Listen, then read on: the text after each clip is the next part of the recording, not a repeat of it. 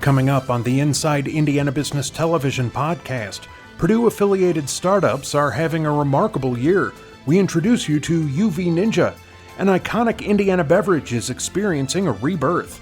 A caramel company is looking to protect travelers during a complicated time. IU researchers come up with a fabric that could be a medical game changer. Orbis Education talks about its rapid growth. And 10 sports startups join the Techstar Sports Accelerator program. Welcome to the Inside Indiana Business Television podcast. I'm Andy Ober. It's been a remarkable year for Purdue-affiliated startups. Their number is soon expected to reach a milestone of 300, accounting for $400 million in funding and over 400 new jobs. Purdue Research Foundation Vice President Brooke Beyer and Purdue Foundry Vice President Wade Lang joined Inside Indiana Business host Gary Dick to talk about the business ecosystem and how COVID-19 is impacting operations. Brooke, I'm going to start with you because these numbers are hot off the presses, your fiscal 2020 results. Talk about them in terms of the numbers. I know a big milestone in terms of the number of startups as well. Absolutely. So I'm really proud of the Purdue ecosystem this year. We've set records in a number of categories.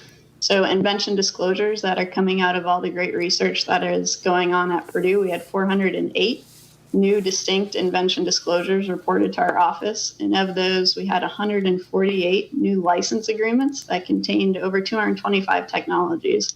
So these researchers at Purdue have not slowed down during this pandemic time. And they're producing research that's not only got commercial applications, but they're also being issued patents by the USPTO. We had over 252 issued patents. 180 of those were in the U.S. and 721 patent applications were filed this year alone, which contained from 22 IP-based startups. So we're really excited and proud of the Boilermakers this year. Yeah, some big numbers being recognized too. Purdue, I think, number 12 on an international list of patents granted. Wade, as you look at the numbers and the success and the startup activity at Purdue, what in your view is really fueling that? Well, Gary, it really starts with fundamentally a university that's great at doing research, that's great at inventing new technologies that solve the world's problems and improve the world. So that's really where it starts.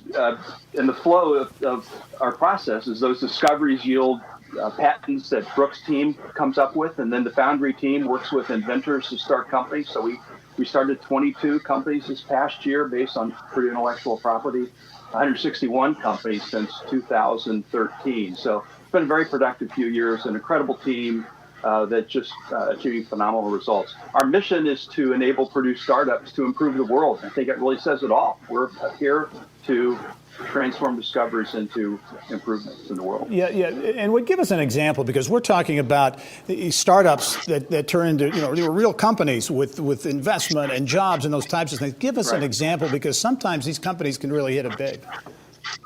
Sure. So probably the preeminent example would be Endocyte.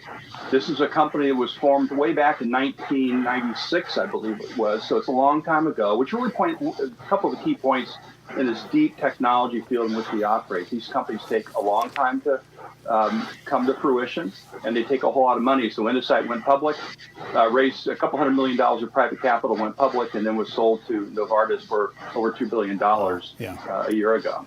Brooke, talk about it in terms of commercialization efforts. COVID-19 obviously dominating the headlines worldwide. It has also affected the flow in terms of some of the inventions and ideas that you're being presented with there at Purdue, right? Absolutely. Great question. And that was a question mark at the beginning of all this, is how was it going to impact research and the commercialization efforts that we had been working on. And what I can say is a lot of faculty and students actually pivoted their research programs to tackle this problem. And they've disclosed new inventions related to diagnostics, being able to detect the COVID-19 virus in saliva, working on therapeutics, personal protective equipment, sterilization and disinfecting techniques. So it's really been neat to see these faculty and students come together to solve these problems, and it really hasn't slowed us down at all. Yeah.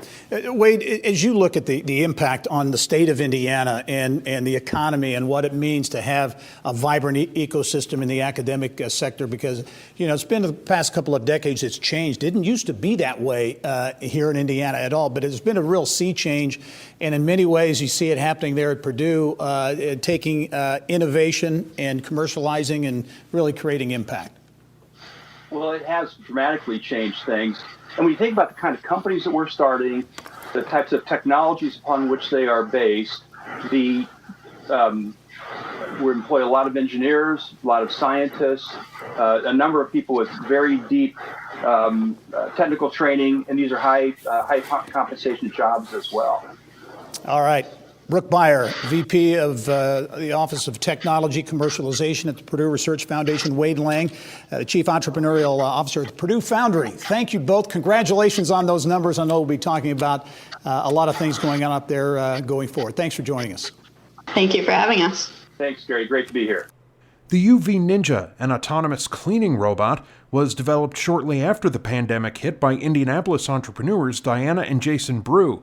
The idea was to help companies disinfect offices and give employees peace of mind and a safer workspace. AutoBio President Diana Brew joined us with details on how UV Ninja, nicknamed Lux, works. Okay, and you've got Lux, you've got the UV Ninja right in back of you there off your left shoulder. Tell us, well, first of all, tell us how you came up with the idea. Your company has been in business for a long time in the automation space, so this is something you're very familiar with, but the onset of the COVID-19 pandemic really prompted you to create this. So that's exactly right. My husband and I own AutoBio Reduction, and before that, we had Brew Industrial Engineering, who is a company that does automation. And when the pandemic hit, like you said, we started coming up with the idea of Lux, and we started around May when the pandemic was in full swing. And our company is an essential business, so we truly understand everyone's hesitation of going back to work, going back to our regular lives in the fall as children. Some children will be going back to school, and little did we know that we would be using Lux for ourselves in our own business. And after I had to leave for about a month because of a close family member's death due to COVID. And after quarantining, transitioning back into our office for myself, and even now, we use Lux to provide all of our employees peace of mind and our team peace of mind. Well, talk about how it works, because I know it combines robotics and UVC, the ultraviolet light, right? Yeah, so it is really exciting to be able to bring these two technologies that are so common to the industrial world together. So you're right, we have the robotics of it, and the UVC light, UVC light in itself, it alters a microorganism's ability to reproduce. And so yes, this technology, both of them have been around for decades. I went to Purdue, and coming out of Purdue, I worked at a lab where I used UVC light. Okay, what's been the reaction? You're marketing this now. What's been the reaction, and what kinds of companies, kinds of users are showing interest? Yeah, so this product is intended to be used in a commercial and industrial space. We have had some really great feedback from the people that we have spoken to about it, and one of the things that is really neat about it are the missions that we run with the product. Very good. Deanna Brew is the president of AutoBio Reduction. Lux, the UV Ninja, right behind you there. Interesting technology, certainly for these times in particular. Deanna, thanks for joining us, and we look forward to following the progress of the UV Ninja. An iconic Indiana drink with roots dating back more than 75 years has lost a little steam over time, but it's back with a bang. Around Indiana reporter Mary Rachel Redmond joined us with the fascinating story behind the rebirth of Chocola. The sweet sound of success. Dan Irea is the owner of Roccola Cafe on Indy's east side. I took this place over actually from the previous owner in 2008. At that time, they had a pretty good business.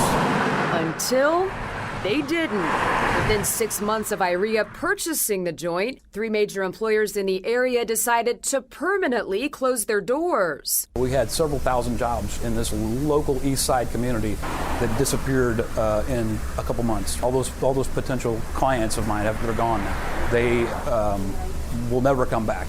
So I had to find a way to bring people from much further away, either in the city or outside the city or outside the state. The answer to IREA's dilemma was part nostalgia, part curiosity about an iconic chocolate drink from his childhood. I just thought of Chocola and said, I wonder what happened to that. And I've never seen it sold anywhere else. I wonder if I can find out where to get it, and then I'll sell it here. And it would seem the stars were aligned for Chocola and IREA to reunite. The beverage saving a business, the man reviving a favorite, long-forgotten brand. I went to the U.S. Patent and Trademark Office website, and I looked up the trademark to see who owned it. Because I figured, I'll call them up and see if I can buy Chocola. IREA was in luck.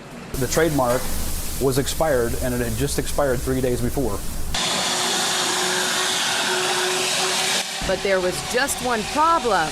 He didn't have the recipe. However, his mom ended up having the missing ingredient. So I was talking to my mom one day, and she said, well, why don't you just call the inventor's sons, the Normingtons? And I'm like, I don't know those people. Well, she did. They used to play cards at my mom and dad's house when we were growing up, the sons of the original inventor. And so she had his phone number. She said, give him a call and see what he'll do. So I called him and met him, told him what I was planning on doing. And they went and got a cardboard box full of stuff and handed it to me and said, this is everything you need to know. And IREA has been personally cooking up each batch of Chocola on the cafe's stove ever since. You producing the Chocola yourself, how many gallons, I guess, are you producing a day or week? I probably go through, I would guess probably 50 gallons every 4 or 5 days is roughly what I end up doing. So I make the chocolate syrup, which is the base, and then I make the final concoction in the back kitchen back there and just keep filling up gallon jugs.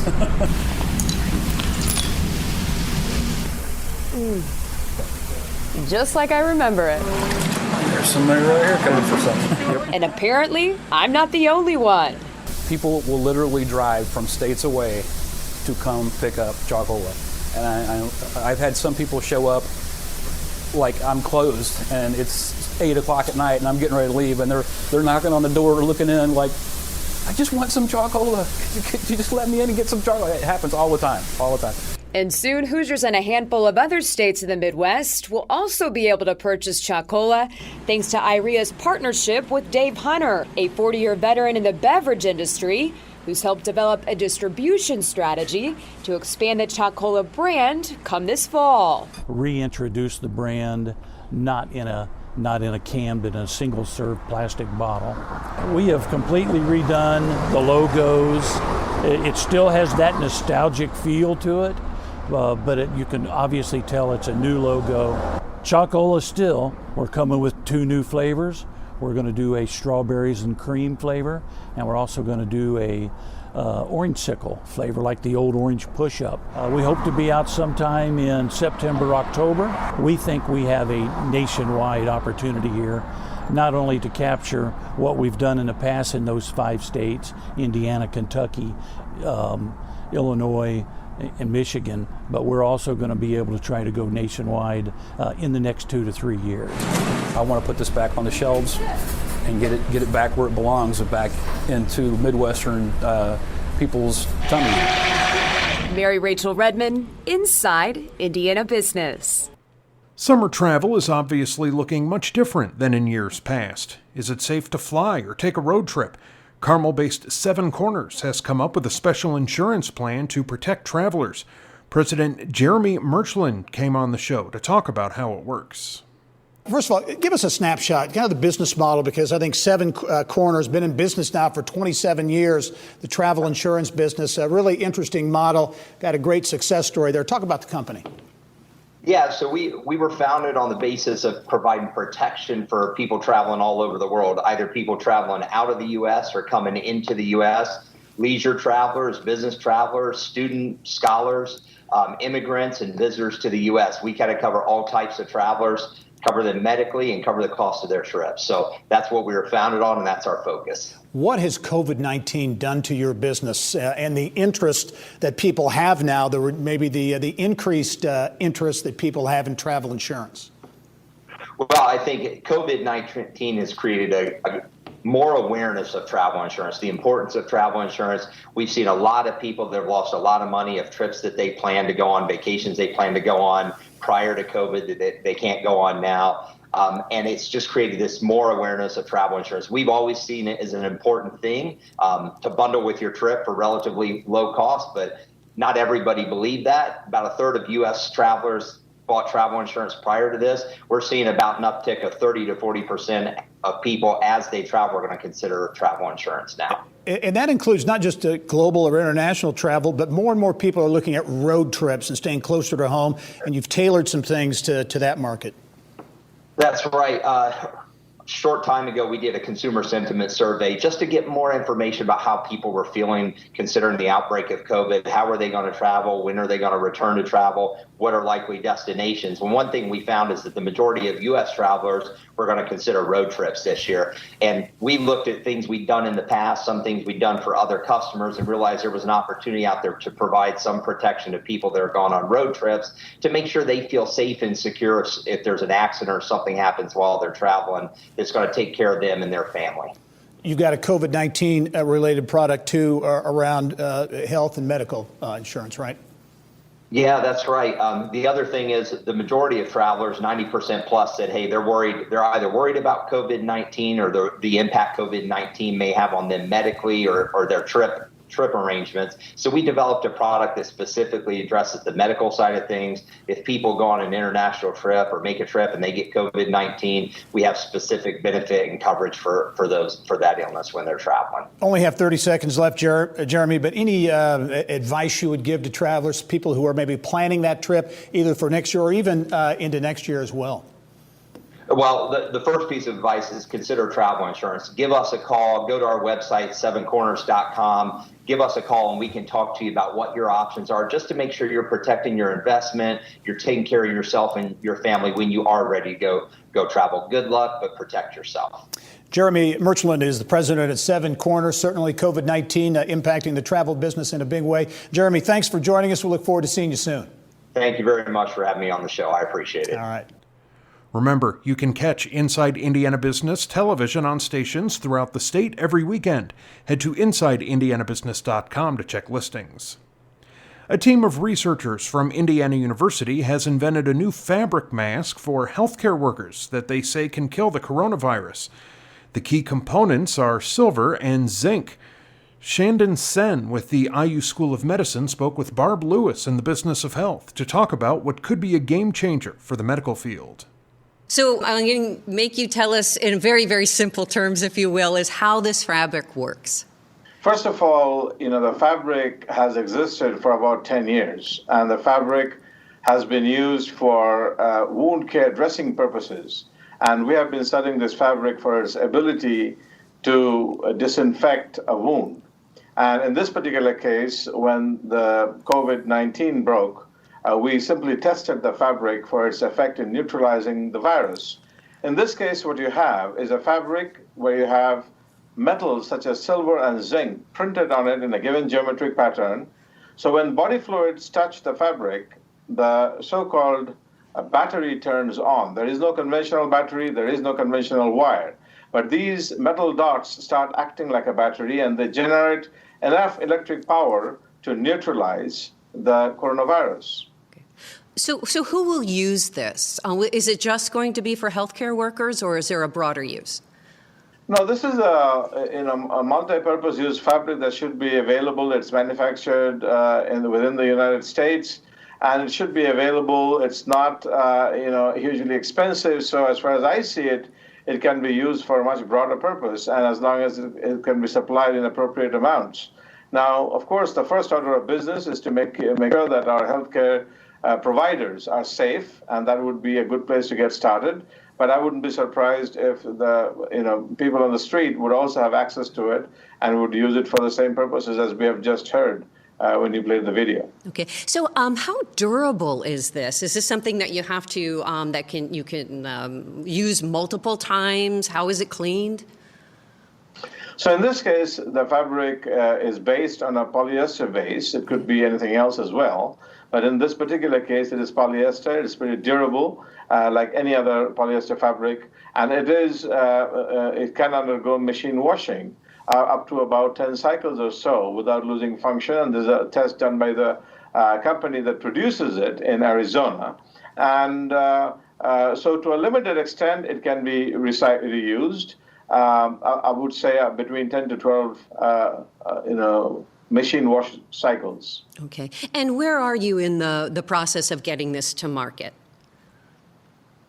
So you see, most cloth fabric masks do not require to go through a regulatory clearance process because there is no health benefit claim to them. In this particular case, the fabric is claiming to neutralize the virus, and therefore it has to go through a regulatory process, and that process has started, and we are currently working with the FDA and getting guidance from them as to how to comply. So the company is working with them, and I'm providing my scientific guidance and information that the FDA needs. So this is called the emergency use authorization process, and we will see when that ends.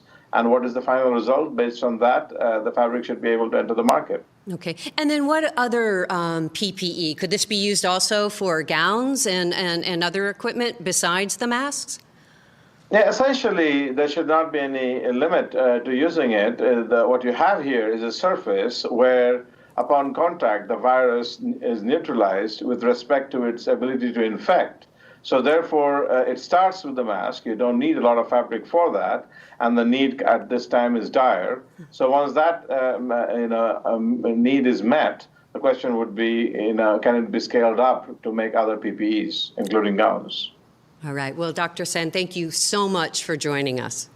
Thank you for the opportunity.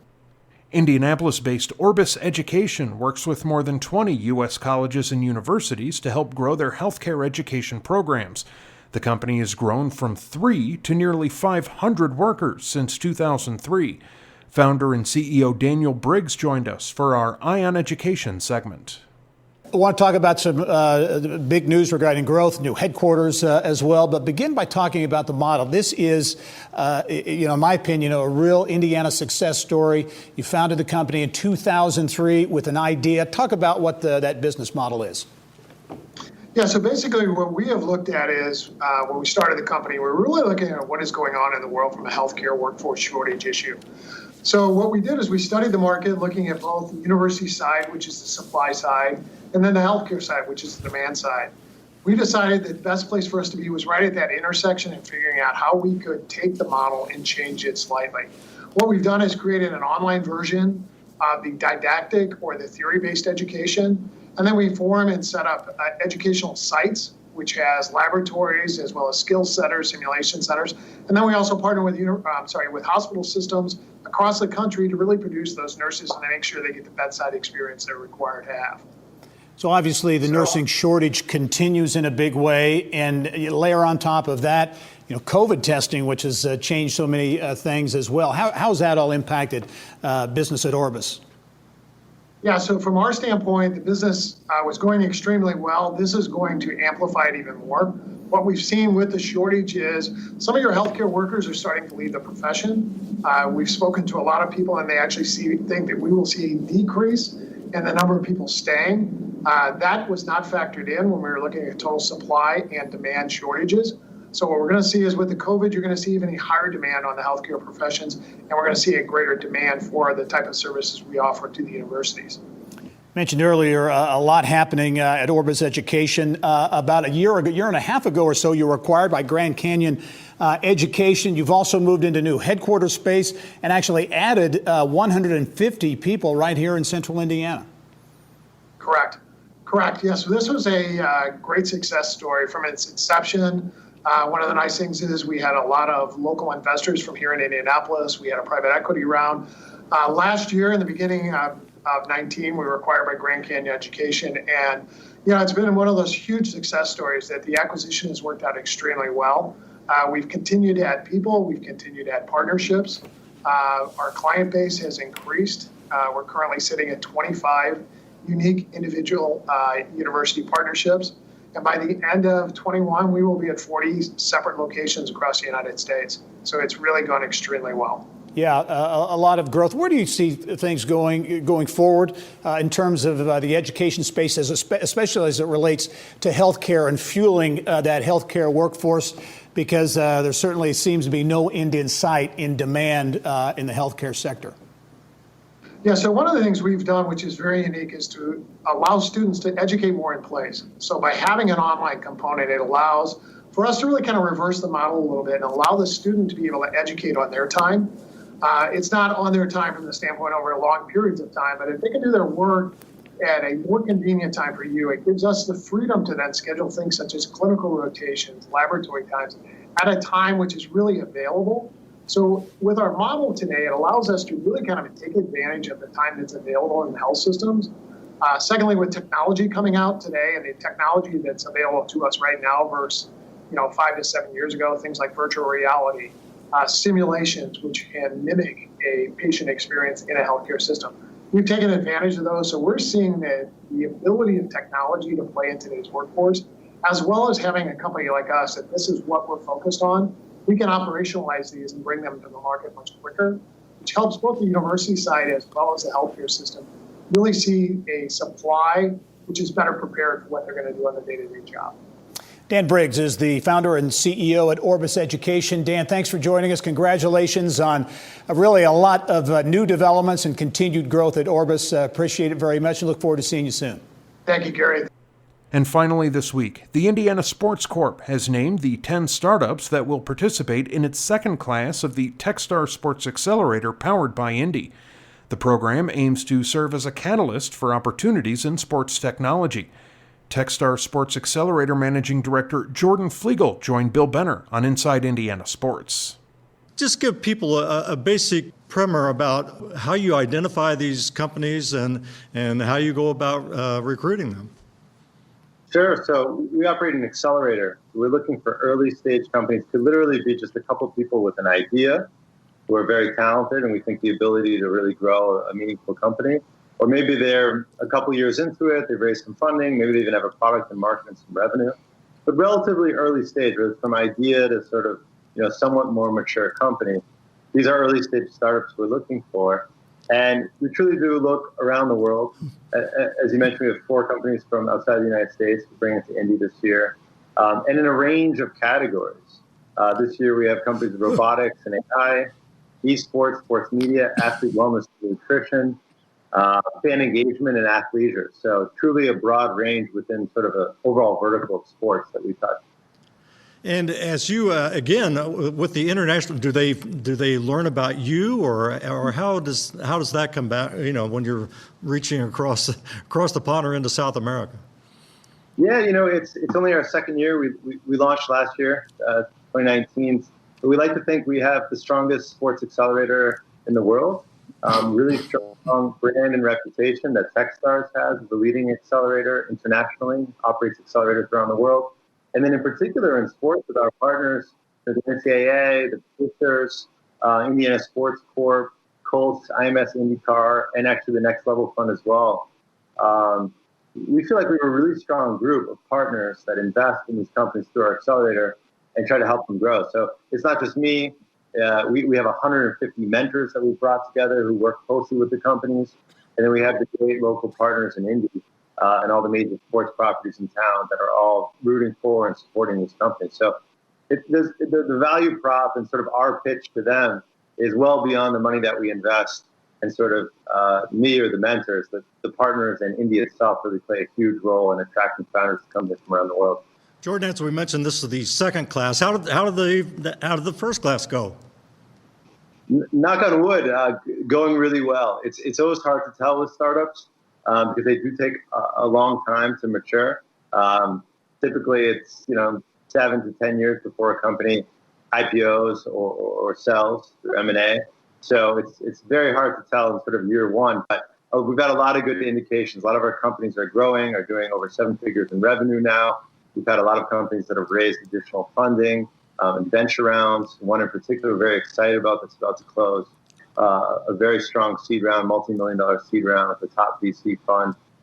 So we're excited about it, and just 1 year in, and I think that success has helped us to attract even stronger companies for this year, and also having a year under our belts, more information, more press out there, a list of mentors that we can really point to.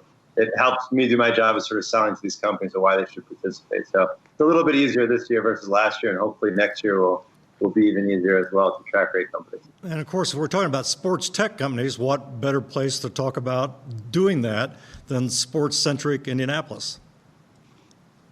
Absolutely. I mean, Indy is an incredible sports town. I don't have to tell you that. I know you know, but the home of basketball, it's the home of championships, NCAA Final Four, Big Ten championship, NFL Combine, governing bodies in sports that are there. NBA All-Star 2021 is in Indy.